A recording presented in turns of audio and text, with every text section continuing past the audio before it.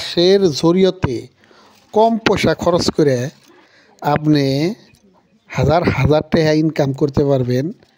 যদি বাঁশ দিয়ে আপনি কাম করেন মিনিমাম 20 থেকে 30,000 টাকা আপনি বাড়িতে বসে থেকে কামাই করতে পারবেন।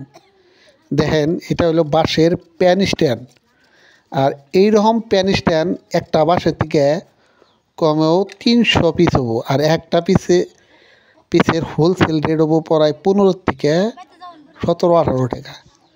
আর এইরকম 300 পিস হইলে এভারেজ হিসাব করে দেখেন একটা বাঁশের থেকে আপনি 4 থেকে 4,500 তৈরি ইনকাম করতে পারবেন একটা বাঁশের থেকে কাটা প্যান স্ট্যান্ড বানাইয়া। এই কাটা প্যান স্ট্যান্ড এটার নাম। এই কাটা প্যান স্ট্যান্ড থেকে মাসে কমও 20 থেকে 30,000 টাকা বাড়িতে বসে থেকে ইনকাম করে। একটা বাঁশের থেকে 4 থেকে 4,500 টাকা ইনকাম।